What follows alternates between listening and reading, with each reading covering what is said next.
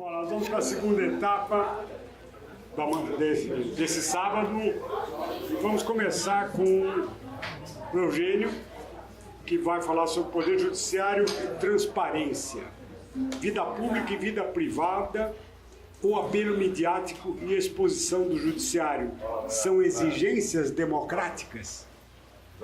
Com a palavra. Muito bom.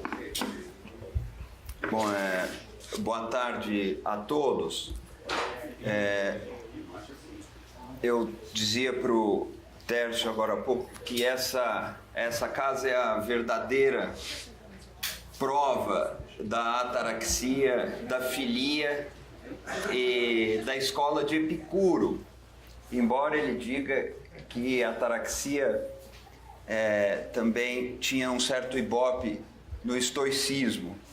Mas é um lugar em que a gente se sente acolhido, encorajado e se sente pertencente a uma rede de afeto que, na minha perspectiva, é inseparável da atividade intelectual corajosa e de boa vontade.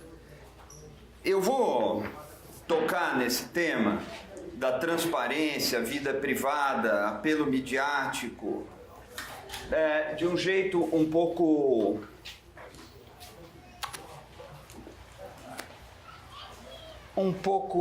olha, eu não bebi nada, até porque eu vou ter que sair daqui a pouco, peço mil desculpas, não é o que eu queria fazer, mas eu vou tocar nesse assunto de um modo um pouco anárquico, menos organizado.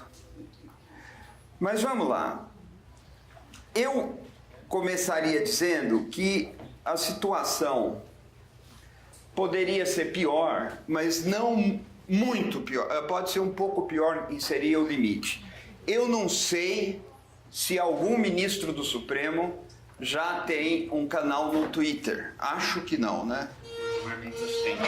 Gilmar Mendes tem. Essa é a fronteira. Depois dela, eu não sei mais o que enxergar, o que vislumbrar. Peço para vocês guardarem a pequena abertura que eu faço aqui, que o limite seria os ministros do Supremo se comunicando com o Brasil por um canal individual no Twitter. A incorporação de algo que aconteceu com Trump, algo que aconteceu com certos políticos no Brasil e a ruptura das mediações necessárias para a construção de uma referência institucional. Mas aí entra a minha abordagem um pouco anárquica. Eu não sei se a nossa chave seria a oposição público versus privado. Me parece que aqui o ideal seria entrar numa outra antinomia ou numa outra dualidade que eu designaria da seguinte forma: o conflito permanente entre palavra e imagem. É nesses termos que eu abordaria essa questão. Nas duas esferas da palavra e da imagem, a linguagem opera seus truques e a linguagem faz suas mandracarias. Eu vou citar 3 exemplos para vocês. Vejam como os gaúchos dizem URGS quando alguém pergunta onde alguém estuda ou dá aula. Fala na URGS. Tá certo? Escreve URGS com acento circunflexo no ouro. URGS. Essa maneira de se referir à instituição omite o adjetivo federal que desde os anos 50 se incorporou a essa instituição. A linguagem omite o termo federal. No Pernambuco, se alguém pergunta onde alguém estuda ou dá aula, é possível que a resposta seja na federal. O adjetivo federal, que é o mesmo, suprimiu ou fez subsumir o restante no Pernambuco, e acontece o efeito inverso no Rio Grande do Sul. A linguagem trai porque ela cumpre, ela trai o desejo porque cumpre o desejo. No Rio Grande do Sul, o regionalismo é completamente diferente do que acontece no Pernambuco. A linguagem quer mostrar algo nos dois lugares pela supressão ou pela afirmação do mesmo adjetivo nos dois lugares. Há outros exemplos de fluxo da imagem e da linguagem, ou da palavra e da linguagem. Camisa amarela, que está numa música do Chico Buarque. A camisa amarela é um símbolo daquilo que se insurgiria contra o autoritarismo, contra a herança da ditadura militar, no tempo das eleições diretas. E quem viveu aquilo lembra da gravata amarela, e depois das cores amarelas, e depois dos viadutos, dos comícios, dos lugares públicos tingidos de amarelo. A cor amarela virou o oposto do que já foi. A cor amarela, e aqui eu não me demoro, é um motor e um cartaz da campanha que se sagrou vitoriosa. É outro truque da linguagem. Outro truque da linguagem, camisa vermelha. No dia da eleição, e aí o Eduardo comentou esse ponto e eu não resisto. No dia da eleição, quem saísse de camisa vermelha na rua podia sofrer uma agressão. Eu tenho uma interpretação psicanalítica dos vermelhos, do meu professor, do Joaquim, do Jobim, que não é o retorno do recalcado, mas assim, é uma camisa vermelha muito afirmativa, com algumas semanas de atraso. Talvez por um inconformismo de uma... Agora, e o ato falho também é desejo, também é linguagem. Truques da linguagem na palavra, truques da linguagem na imagem. Regi Debré, vocês sabem, guerrilheiro, auxiliar, freelancer, ficou com Che Guevara na Bolívia, quase morreu, muito jovem, não tinha mais o que fazer na vida, foi estudar comunicação na França, né? Voltando à sua... Ele tem um livro chamado Vida e Morte da Imagem, onde ele afirma: visível igual real igual verdadeiro. Ontologia fantasmática da ordem do desejo inconsciente. Ontologia fantasmática da ordem do desejo inconsciente. Isso daria um seminário inteiro. Só vou registrar a frase. É o fantasma. O fantasma que nos faz ser a civilização, nos termos dele, autorizada a acreditar em seus próprios olhos. Somos a primeira civilização autorizada a acreditar em seus olhos. Somos a civilização que entrou inteirinha dentro da caverna de Platão. Somos a civilização da imagem. E esse império da imagem vale inclusive para os cegos. Isso é um traço da civilização, da nossa civilização, e não das faculdades do nosso corpo, dos nossos aparelhos. Somos a civilização em que verdade é igual imagem. O ver é igual ao signo de verdade. Voltando à caverna de Platão, nós somos a civilização autorizada a acreditar nos seus sentidos, portanto, impedida de alcançar o plano da episteme, e a civilização que vê nisso a fronteira final da verdade. Esse é o problema da comunicação do Supremo Tribunal Federal e da Justiça. Ela pode ser feita por imagem. Vejam só, quero lembrar aqui uma outra figura, Guy Debord. Muitos de vocês conhecem. Guy Debord, profeta do situacionismo, revolucionário, marxista, nos anos 60, escreve um livro por aforismos, pouco válido do ponto de vista acadêmico, porque nada ali é demonstrado, embora tudo ali seja verdade, e diz que a imagem está na mediação de todas as relações entre todas as pessoas. Não somos a civilização da imagem, ele diz, somos a civilização em que todas as relações entre as pessoas são mediadas por imagem. E escreve, o espetáculo, o livro dele é A Sociedade do Espetáculo, é o capital em tal grau de acumulação que se torna imagem.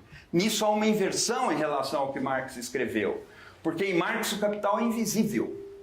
A relação de produção não é o que se vê.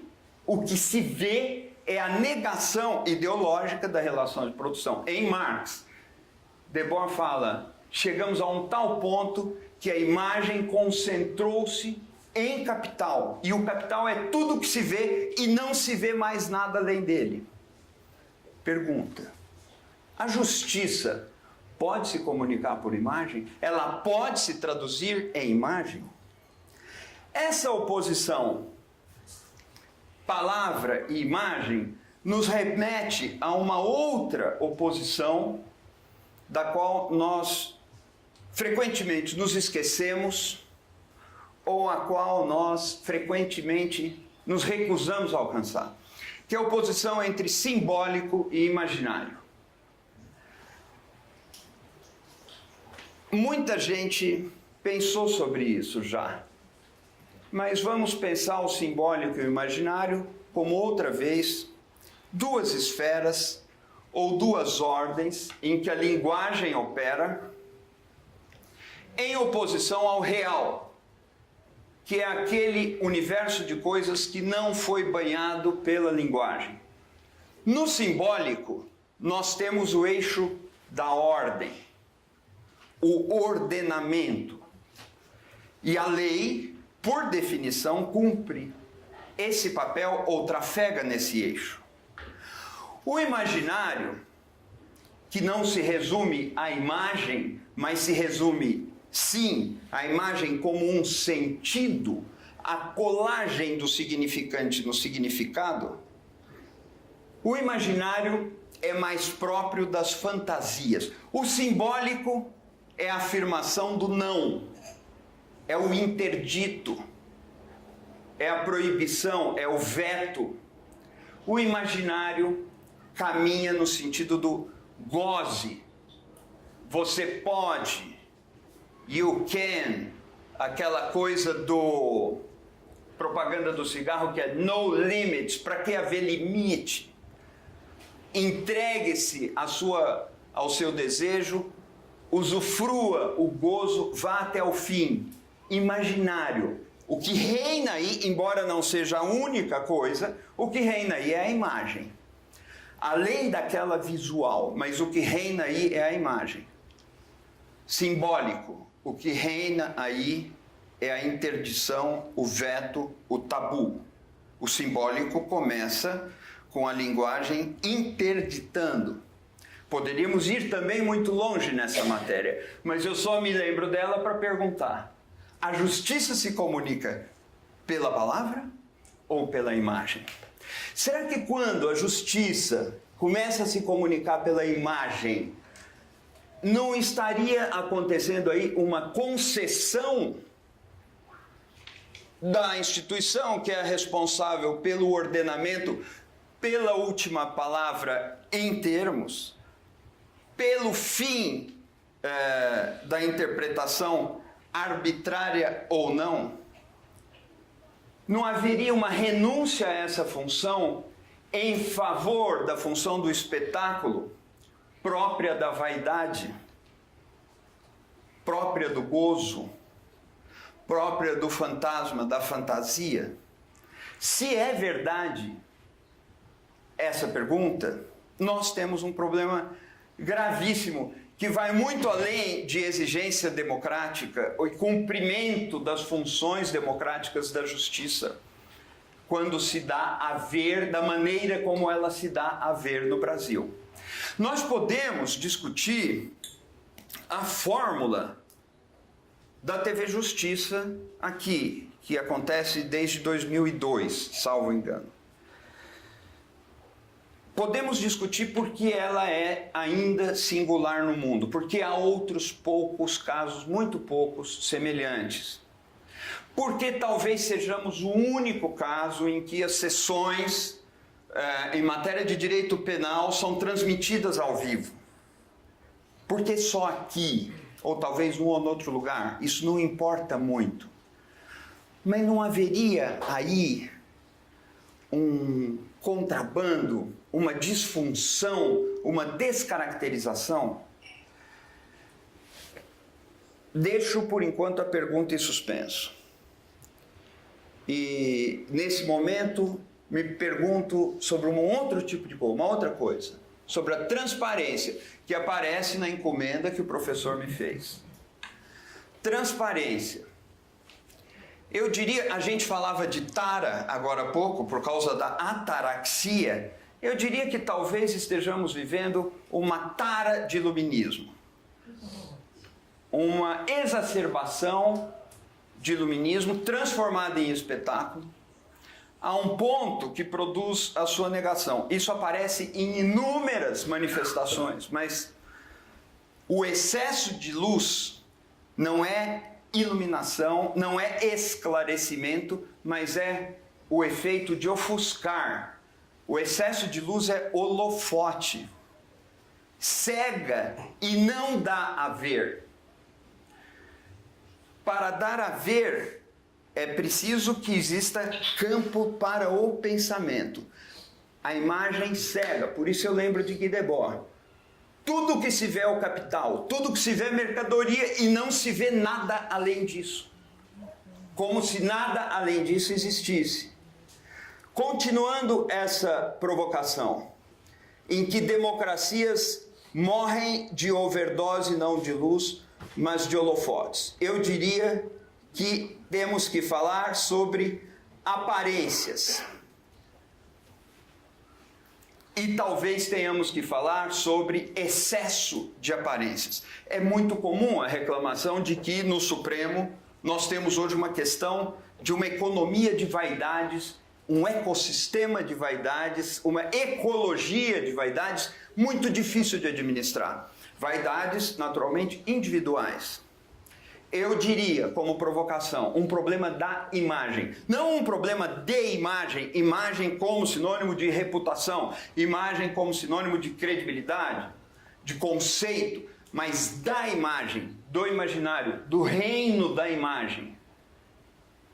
A economia, ecologia, o ecossistema das vaidades individuais ingovernáveis tem a ver com essa imagem. Recupera aqui a fala do nosso professor, o Tércio, ontem à noite, em que ele se dá conta de que o Estado não está mais no centro da sociedade, ou que os pontos concêntricos que organizam a opinião pública se pulverizam. E lembro que, pensando sobre a comunicação, Alain Touraine disse algo muito impressionante nos anos 90 ou nos anos 80. O velho domínio da vida pública, limitada territorialmente, estruturada pelo Estado, mediada pelo rádio, televisão, jornais e livros, está chegando ao fim. Sua hegemonia está sendo rapidamente erodida pelo desenvolvimento de uma multiplicidade de espaços, de redes de comunicação, anos 90 ele está falando isso, os quais não estão ligados imediatamente a territórios e que, por conseguinte, flanqueiam e fragmentam qualquer coisa que anteriormente se parecesse com uma esfera pública única e especialmente integrada dentro da estrutura Estado-nação. Lembro aqui também de cabeça nosso professor Ottaviani, que estava na minha banca de doutorado 20 anos atrás, e que dizia que estava em formação uma sociedade civil global. Como pode haver uma sociedade civil global se não há um Estado global? Mas, não obstante, ela existe. Ela existe e é tecida pelo fluxo das imagens e não das palavras. O que sobrevoa as fronteiras idiomáticas? As imagens. E as imagens alfabetizam a civilização e as novas gerações, que falam a língua das imagens. Essa outra dimensão, esse plano em que as imagens viajam, que sobrevoa as fronteiras idiomáticas, sobrevoa também as fronteiras do Estado Nacional. E cria conglomerados que não estavam previstos, gerando fenômenos que são impossíveis de ser regulamentados pela força do Estado Nacional. Outro ponto que admite muito aprofundamento, mas muito rapidamente. Fenômenos como Google e Facebook são monopólios globais, escapam à legislação dos Estados nacionais. Não é por acaso que a União Europeia venha dirigindo os principais freios em relação a esses conglomerados, porque a União Europeia tem a percepção de uma multiplicidade de Estados, mas uma série de questões não conseguem mais ser resolvidas pelo Estado Nacional. E essa série de questões, eu insisto, trafega no plano das imagens. O plano das imagens nega o simbólico hoje. O imaginário avança sobre o simbólico. O interdito, o não, o superego que diz não é substituído pela afirmação do superego que diz goza, como se isso fosse um imperativo. Usufrua sem limites. Ora, outra vez a pergunta: é nesse plano que a justiça deve dialogar? É nesse plano que ela se comunica? É nesse plano que ela elabora? É nesse plano que ela pensa? Uma palavra sobre transparência. Então, seguindo, como eu dizia, a encomenda do meu professor. 2 ou 3 notas. Eu posso diferenciar uma democracia de uma tirania através da palavra transparência. A democracia é aquela em que os negócios públicos são geridos de forma transparente e a individualidade, a privacidade é guardada em opacidade por integrar direitos da pessoa. Uma tirania é aquela em que o Estado é opaco e nada detém o Estado quando ele quer entrar na vida individual, privada, íntima, de quem quer que seja. A direção, o vetor da transparência faz a diferença entre tirania e democracia. A questão, temos o panóptico, temos a inversão do panóptico e temos a inversão da inversão do panóptico. Mas a questão é que, hoje, e o texto do Juliano, que o professor leu aqui agora há pouco, fala disso, o poder não está apenas no Estado.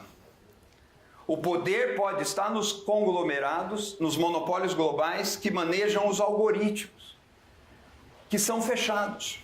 Os códigos são fechados, são opacos.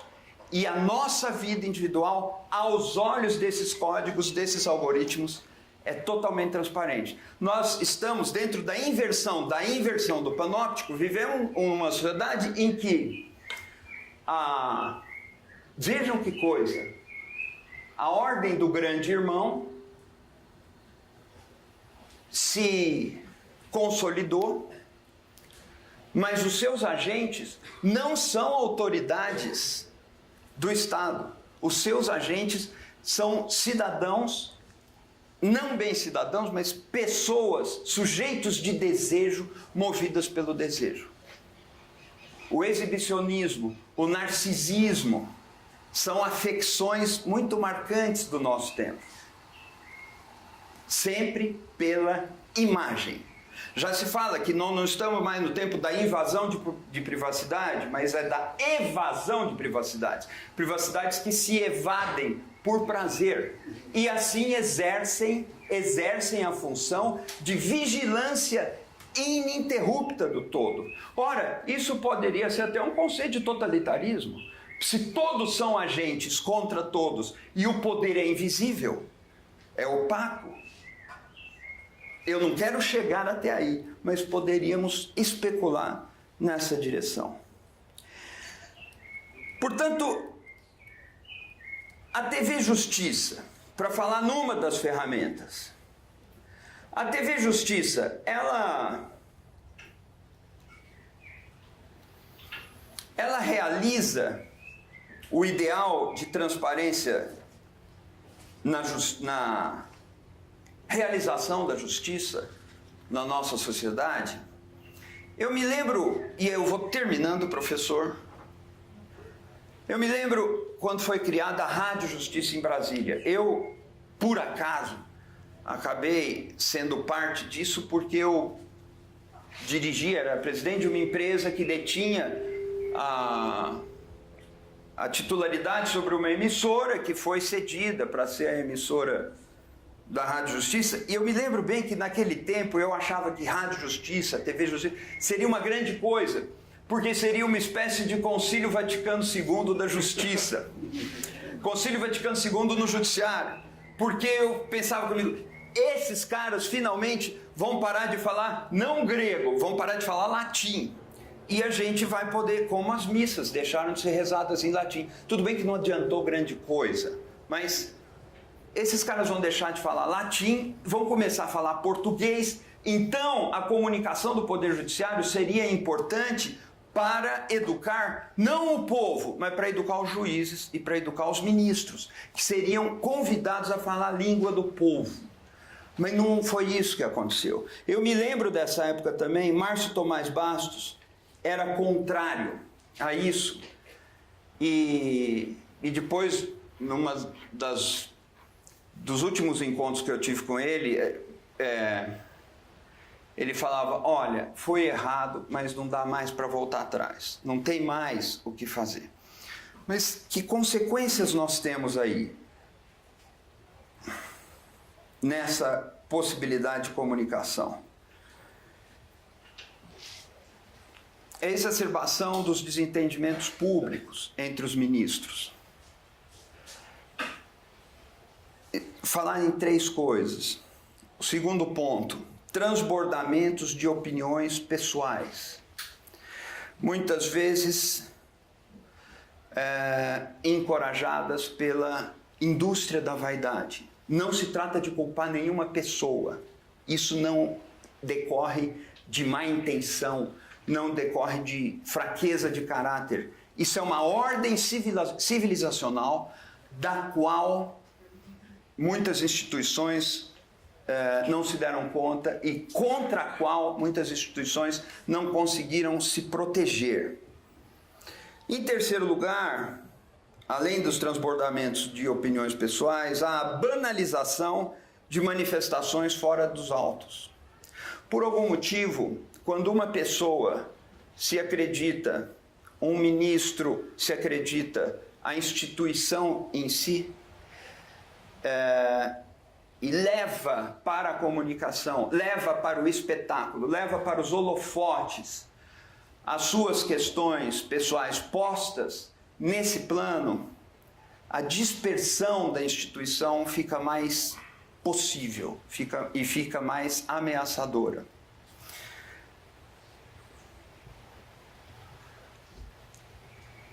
Enfim, o que poderia ser uma conclusão desse monte de perguntas que eu trouxe aqui? De que forma eu poderia formular assim? Podem ser alcançáveis cautelas para que a instituição da justiça, neste momento no Brasil, e em particular para que o Supremo Tribunal Federal, neste momento no Brasil, possa atuar como um freio contra o arbítrio. Como isso pode ser possível? Como pode ser possível que essa instituição, com o Supremo Tribunal Federal no seu centro, possa agir como uma expressão do simbólico, estabelecendo contenções no imaginário e no imperativo do gozo? Eu cheguei a 5 sugestões. Primeira, agir pela palavra e não performar pela imagem.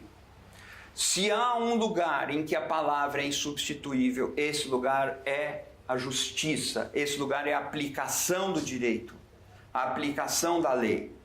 Não existem sentenças declaratórias ao lado de outras sentenças. Nessa perspectiva aqui, toda sentença, toda decisão judicial é declaratória. É pelo nome que se dá a cada coisa que a justiça pode ser eficaz, pode se fazer valer. Agir pela palavra, não performar pela imagem. Desencorajar o que é performance. Fortalecer o que é afirmação de direito, o que é afirmação de decisão. Segundo ponto, reduzir o contato público dos magistrados com a imprensa. Aí vocês vão dizer que eu estou aqui advogando contra a imprensa. De maneira nenhuma. De maneira nenhuma. Mas os magistrados, neste momento em particular, ganhariam se fossem mais econômicos. Eu conheço de tribunais de estados problemas graves de notícia e de pessoas que me procuram para comentar, às vezes para entender, de prejuízos trazidos pela performance de desembargadores, de juízes nas redes sociais. É uma questão, isso é uma questão, ela está posta. Reduzir drasticamente o contato público dos magistrados com a imprensa, com as redes sociais, não para sonegar informação, mas é um segundo tópico. Terceiro, construir ou fortalecer uma identidade coletiva, a instituição acima das personalidades individuais. A gente se esquece, mas hoje as pessoas mais famosas do Brasil são os ministros do Supremo Tribunal Federal. Eu não sei aqui o nome de 5 ministros do Poder Executivo. Acho que tem uns 40, sei lá quantos tem. Mas eu sei decor e sei coisas sobre a biografia dos ministros do Supremo. Ministros supremos são celebridades. Isso é um problema em si? Não, isso pode até ser bom. Mas se isso é dirigido ou disciplinado pelas leis do espetáculo, aí sim isso é um problema. Quarto, fortalecer a bússola jurisprudencial das decisões colegiadas e não os 11. Por fim, tentar conter as divergências públicas. Eu não vou fazer aqui o contraponto com o comportamento da Suprema Corte nos Estados Unidos. Definitivamente não é o caso. São outros contextos, é outra raiz histórica, não vou por aí. Mas é preciso haver uma reversão no excesso de exposição dessa comunicação. Acredito, em suma, que isso desconstitui o papel da justiça. Acredito que é possível haver uma contenção e que essa contenção possa contribuir para que o Supremo cumpra um papel histórico da mais alta importância e um papel histórico talvez inédito no Brasil, que é de servir decisivamente contra um freio seguro, não personalizado, não personalista, contra possíveis arbítrios. Cada vez mais a salvaguarda da vida institucional dependerá disso. Então é nessa direção que eu fiz meu argumento aqui. Muito obrigado.